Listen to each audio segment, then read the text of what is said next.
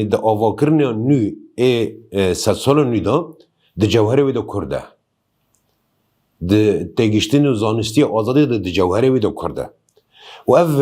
تکوشین هموش بونه هبونه کرد تی پیش خسن تی مشاندن لی د مجار پروژه دا پروژه تک چونه یا جی پروژه بسر کتنه جی پروژه بسر نکتنه دخوزم ببیجن اما قایده مای اساسی کرد و کردستانه yani hem jور در کردن جور تکوشین دمشینن فقط کرد خودی اوکی یعنی کرد خودی تبعتی کیویه کرد علماندنی کیویه کرد نزانی ظلمه بکه وادی تف مروادی تف درمان وی هر زیاده تشته به حاجت بگواجیان به هفراجیان هفته ناس کردن و نزیک هفته بله چیم که به هزاران سالن مروادی جبو دوری هفته بکوه جبول هفته را دجمن ببه تم لهمبری هفته تم محیکی جداتر هبه فتیل شر و آگر خستن نو و مروواتی ده و انسانیت و ساعتی عالم مادن لی برغمی مروواتی وید زانه وید بجه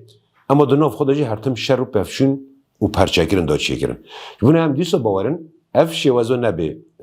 لی یه شاش تیدا شوازه که مانی می تاکتیکی نه که مانی می پراتیکی نه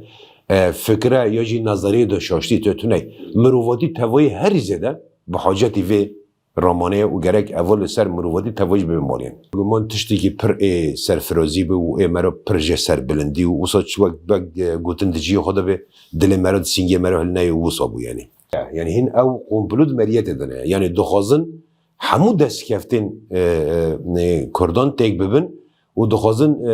هزی پارستانه کردی توابه تصفیه بکن او نوید خوازن لی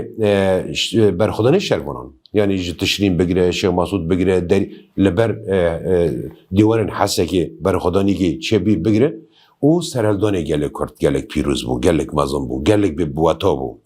جه سلیمانی بگیره حولیر حتی زاخو و جزیره بوتان بگیره حتی دچه آمد درس متوای باجارن ترکیه جی